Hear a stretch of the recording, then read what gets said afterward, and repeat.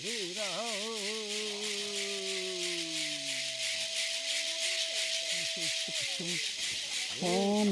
o namhoy o shade to Bukano. Taki ni shade to the now Scotch put now at pop. Oh, motor. It is Shapu. It is Shapu, but not to get what on how I think my shooting. What's that? Body, doing another pachoque, muito gostoso. Estamos atacados pelo seringueiro que chegou no nosso barco. Eu não sei onde é que está meu tio. Aí o tio dele, daquela outra maloca, veio ver, né? E quando o seringueiro tinha atacado eles ponharam eles para correr da maloca. Eles chegaram dando tiro por cima, de espingarda. E eles correram, só que eles passaram a noite ao redor da aldeia.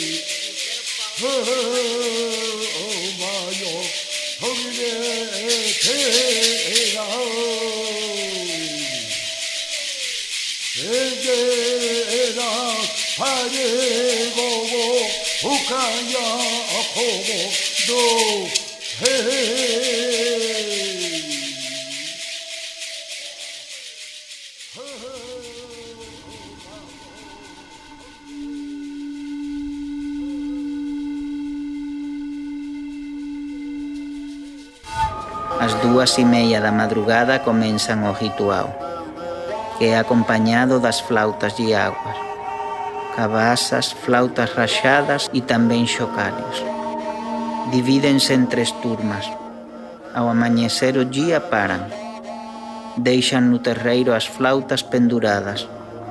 Os homens vão fazer 2 canoas e as crianças fazem outra. Volta-se pelo meio-dia. Chove toda a tarde. À tardezinha fazem o ritual dentro da casa das flautas. Tocam cabaças, oferecem chicha e peixe. Chega parte da turma que ficava no Alto Juruena. Ficam 2 famílias, pois uma das moças teve a primeira menstruação. Nós levamos 1 ano e meio para poder encontrar o povo Minqui. Isso aconteceu devido ao piloto Oscar Magalhães, que era o piloto do avião da Missão Anchieta, dos padres jesuítas. Ele vinha vindo de avião do Riquibatza para o Tiariti. Aí passou e viu 2 casas de palha. Parecia casa de índio. Chegou em Tiariti e contou. E os Manuque logo falaram, é nossa gente. Estamos procurando já há muito tempo, não encontramos mais. Vamos fazer outro sobrevoo para ver se eles ficam com medo ou ficam conosco. Vamos atirar machado, facão, enxada, foice para eles de presente. Então foi feito isso. O padre João Evangelista Dom Stalder, o piloto Oscar Magalhães, o padre finado Edgar Schmidt, que era fotógrafo, perfeito fotógrafo, falou, eu vou tirar foto das 2 casas, mostrar para os Manuque, para ver se são mesmo os seus compatriarcas, seus patriarcas, aquela turma que, depois do massacre de Guatapurá, correram embora, fugindo do branco, e estão perdidos aqui nessa mata. Lua nova, começa o rito Baronela, no qual participam todos os homens, dentro de casa e no terreiro, e dão continuidade. Rito Salumá, no dia 19, começa às 19 horas e vai toda a noite. Feito isso, Padre Adalberto, irmão Vicente Canhas, Maurício Tufchi, Tapurá e eu falamos, vamos fazer a primeira expedição para chegar nessas duas casas. Fomos com o facão abrindo picada em direção às cabeceiras do Córrego Rico. Levamos uma semana.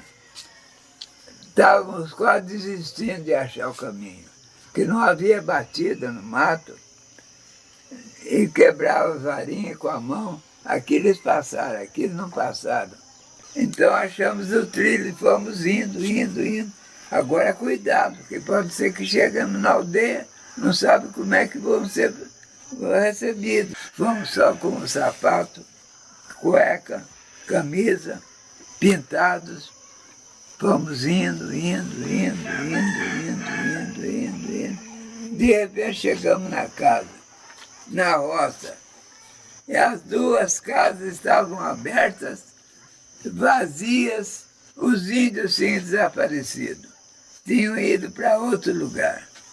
Deixamos um geral, colocamos presente. Tapurá falou, vou colocar urucum, vou colocar massa de biju, para saber que tem índio junto do branco. Dançam dentro das casas.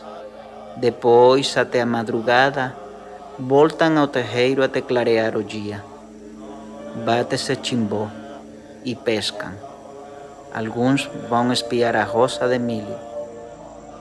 E era meio-dia, quando nós acabamos de chegar. Vimos de longe a roça, a casa, aí combinamos. Vocês não vão chegar. Deixa Tupxi e Tapurá falar na língua. Vão chegar na casa, falar na língua, para ver se você entende. Vocês ficam atrás dos tocos aí, da derrubada, escondidos, não vão aparecer. Senão os índios vão ficar com medo. Ou senão flechar logo. Aí ficamos escondidos. Tapurá subiu em Tupxi. Oh! Gritaram. Põe Xaquini! Põe Xaquirá! Aí, dentro da casa, a mulherada, pessoal que sobreviveu jogou presente para nós, está chegando. Aí foram saindo.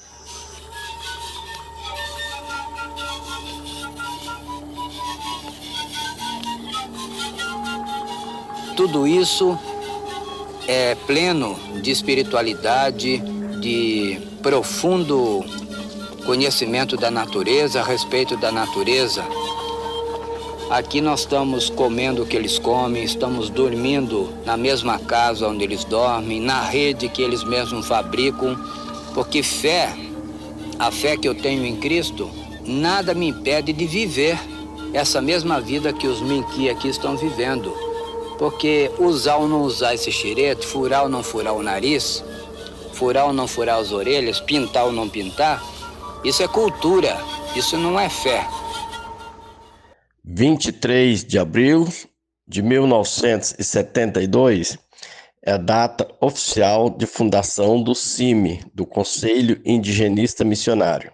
E o regional Mato Grosso foi, assim, um dos primeiros regional do CIMI, até porque aqui em Mato Grosso tinha as bases missionárias já atuando, muito bem articulada, muito bem já organizada, a missão Anchieta, né, dos jesuítas, e a missão dos salesianos, e também tinha a prelazia de São Fés do Araguaia, né, com Dom Pedro Casaldáliga, que tinha lá as irmãzinhas, e tinha também o casal de leigo, né, Luiz Inice.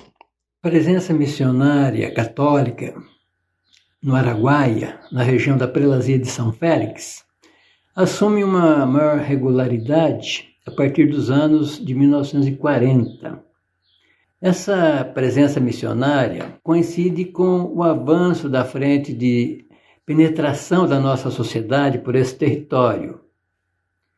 E como parte dessa frente, leva consigo percepções a respeito dos povos indígenas semelhantes às manifestações comuns entre os cristãos da região, como, por exemplo, a de que Deus não está presente nos povos indígenas, os indígenas são pagãos, e o missionário é o portador de Deus, que leva a Deus aos povos indígenas. Essa postura missionária se modifica a partir da década de 1950, com a chegada das Irmãzinhas de Jesus. O modo da presença das Irmãzinhas junto aos Ampuã, uma presença solidária, de escuta, de buscar compreender o diferente, vai marcar a postura que o CIMI assumiu junto aos povos indígenas. Em 1952, chegaram 3 irmãzinhas entre 23 e 28 anos, diretamente da Europa, para a aldeia Tapirapé, no centro do Mato Grosso, a pedido de Dom Luiz Palha, dominicano, prelado de Conceição do Araguaia. Praticamente só com a roupa do corpo, sem projeto de ensinar ou de fazer algo, apenas a de viver nossa consagração religiosa segundo o espírito das bem-aventuranças, na caridade fraterna e universal. E encontramos um grupinho acolhedor e alegre que nos recebeu em seu convívio.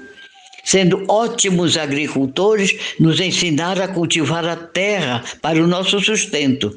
E, em troca, cuidávamos principalmente da saúde deles, já tão precária devido ao contato crescente com não indígenas, por causa do empurrão do governo para povoar e explorar o oeste do Brasil. Logo nos chamou a atenção a questão da terra. Seu território já tão diminuído pela ação de intrusos, que considero até hoje como devoluta a terra ocupada por indígenas. Eu acredito que a presença que nos foi pedida de ver se o Tapirapé podia viver ou reviver, se cumpriu nesse sentido, que o fato da gente conviver com eles, deles entender esse intruso de uma outra maneira do que aquele que é superior, do que aquele que sabe mais, do que aquele que depois passa a perna, né? O pega a terra, o diz, agora é meu. Nós não, a gente tentou, né? Agora, isso não é coisa linear.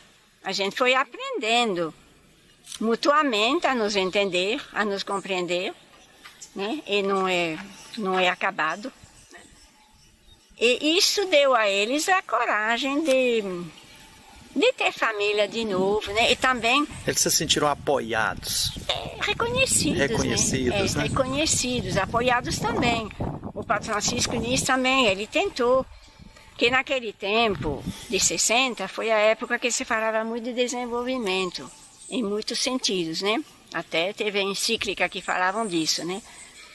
Então, em movimentos sociais, movimento de igreja, os entendimentos mudavam, mas é a aproximação de um diferente muito grande.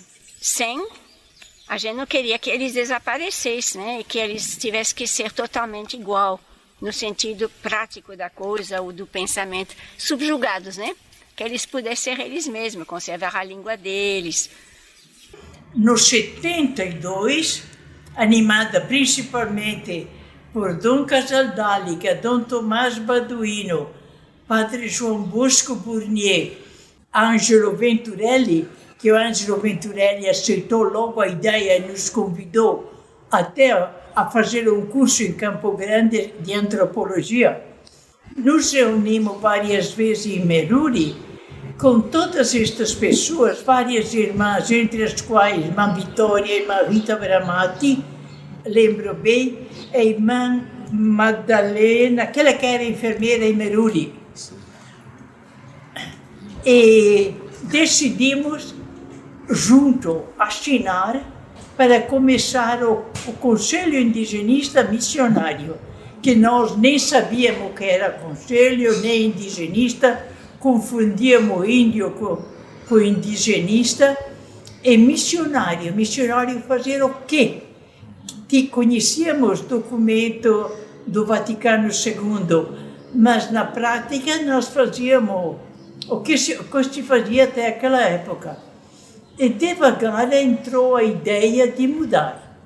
E Rodolfo era muito amigo de Egídio Soares, e Egídio, que estava na coordenação do CIMI, conseguiu que Rodolfo abrisse Meruri para a primeira Assembleia Nacional do CIMI, a qual depois seguiram outras nas outras partes do Brasil. Começamos a alfabetização na língua indígena. Isso aqui começamos em São Marco e devagar conseguimos que o governo, principalmente na parte educativa, aceitasse a alfabetização bilíngue. Primeiro em Chavante, depois em português.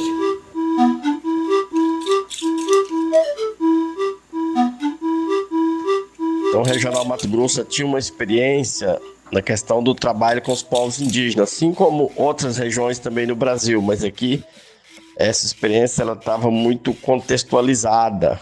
E desde o início do CIMI, já se colocou na pauta de atuação a questão do direito aos territórios indígenas, a questão da saúde, da educação e o protagonismo dos povos indígenas.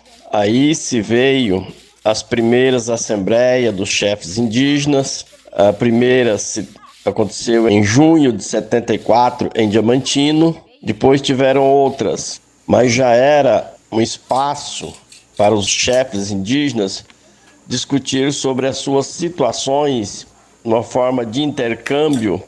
Ele levaria aos povos indígenas um saber do que estava acontecendo nos territórios de outros. Eles pegaram com muita garra desde o início.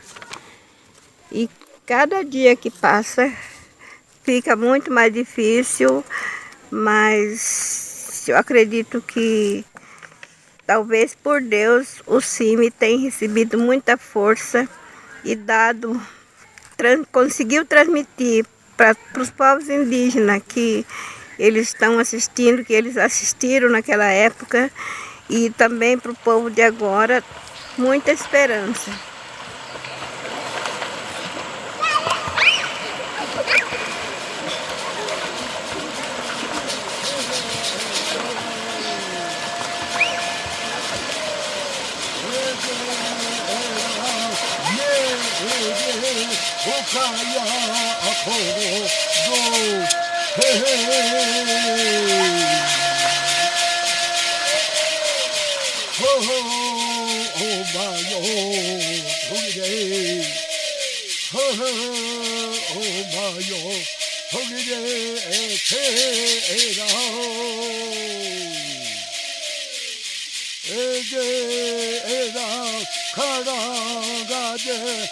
Ra